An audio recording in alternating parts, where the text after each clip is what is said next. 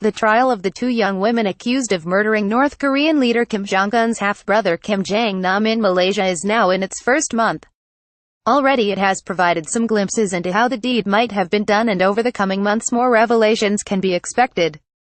Kim Jong Nam's assassination also provides some insight into the brutal inner workings of a morally bereft North Korean regime. The circumstances look like something from a James Bond. On the 13th of February in the main departure hall at Kuala Lumpur International Airport in Malaysia, Kim was approached by two young women, one from behind and the other from the front, and his face was smeared with a liquid. Analysis of samples from Kim's face and clothing indicate that the substance was the chemical warfare agent VX, a highly deadly nerve agent. Kim seemed initially unaffected, but within 20 minutes, he collapsed in the airport medical clinic and died on the way to the hospital. The women involved, Don Hong from Vietnam and Siti Aisyah from Indonesia, claimed they conducted the act believing it was a TV prank after being offered $100 by a Korean man known only to them as James. James and three of his North Korean associates apparently caught a flight out of Kuala Lumpur later that day. The women remained in Malaysia. Hong actually returned to the airport the following day hoping to receive payment for her services, only to be arrested by police. 2 days later Aisyah was arrested. There are a lot of unanswered questions concerning the nature of the attack and how it was planned. Why did the women not also succumb to the effects of nerve agent if they had VX on their hands? Did they know they had poison on their hands? Why use VX as the poison, and why perform the act in a public place? What was the role of the 4 North Koreans and any others who may have been involved?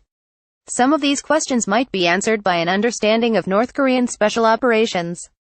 Of course, little is known for certain, but defectors have spoken about medical experiments to test chemical and biological agents on prisoners. The UN Commission of Inquiry on Human Rights in North Korea, headed by former Australian High Court Judge Michael Kirby, reported in 2014 that although the Commission had received such reports, it was not in a position to confirm their veracity. However, it seems highly likely that North Korea has a unit that develops assassination techniques. To use a poison to kill a person overseas, especially in a public place with CCTV cameras such as Kuala Lumpur Airport, is not as simple as it may appear. Firstly, the perpetrators would want to be certain that the victim will die. Injury would simply make any further attempt on their life more difficult. Secondly, the perpetrators would need to ensure they have time to escape before the death becomes widely known to authorities. And thirdly, if it is a political assassination, they may well want the world to be aware of the regime responsible, but without leaving any physical attribution. Although almost nothing is known about North Korean special operations, much is known from UN weapon inspections about how Iraq, under Saddam Hussein, planned and developed such assassination techniques. The most odious person I encountered in my intelligence career was Munam Azmirli, who headed a small unit known as M9 in the Iraqi intelligence service. His job, which he relished, was to develop poisons and techniques for assassination purposes, and to do this he experimented on humans.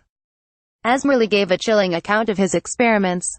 For example, prisoners that had been arrested by Iraqi intelligence would be brought to an observation room where they would be given a soft drink that he had laced with a tasteless and odorless poison.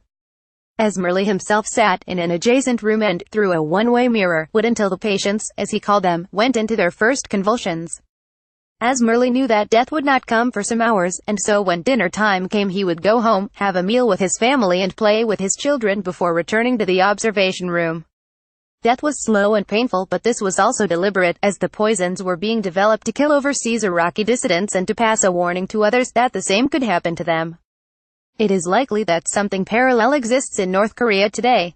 The engagement of the two young women was probably part of the North Korean planning process, and if so, for security reasons they would not have been told about the real nature of the attack against Kim. Their hands may have been partly protected from the VX by coating them with a barrier cream. The VX itself, which is normally an oily liquid, may have been made into a gel to prevent dripping. The North Korean operatives were probably not concerned about the safety of the women, but at the same time did not want them, or anyone else at the airport, injured or dead before the deed had been done. Immediately after the attack, the women went to the airport toilets to wash their hands. According to the prosecution at their trial, they looked anxious before washing their hands and avoided touching escalator railings or their clothing. This could merely be opinion by the prosecutors, but if the accused had been told beforehand that the liquid or gel put on their hands by James would cause severe stinging, they may well have been keen to get rid of it. But this is speculation and more may be revealed at the trial in the coming months. What is clear is that the assassination plan was well prepared and executed.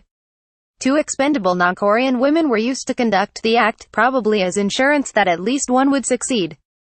VX nerve agent was chosen partly because, even at low doses, its toxicity is such that death is certain without reasonably immediate antidotes. But it is only slowly absorbed through the skin, even the sensitive skin of the face. So provided there are no cuts and provided the VX does not enter the mouth or eyes, death may only come within hours, thus allowing adequate time for the special operations team to escape. The use of VX in a public place was almost certainly a calculated choice. VX is not an easy chemical to synthesize, and since only a few countries have ever stockpiled it as a chemical warfare agent, it suggests a degree of sophistication in the assassination, and that a nation-state was responsible. If the means of death had been a bullet to the head in a quiet backstreet, this would be relatively anonymous and could be put down to an attempted robbery. So the method of Kim's assassination passes the clear message that any defector who opposes the regime may be dealt with in the harshest manner, wherever they are in the world. Kim's assassination should also focus our attention back onto the report of the UN Commission of Inquiry on Human Rights in the Democratic Republic of Korea. In it, Michael Kirby recommended that the allegations of experiments on humans to develop chemical and biological agents be further investigated. It is more than unfortunate that this has not occurred.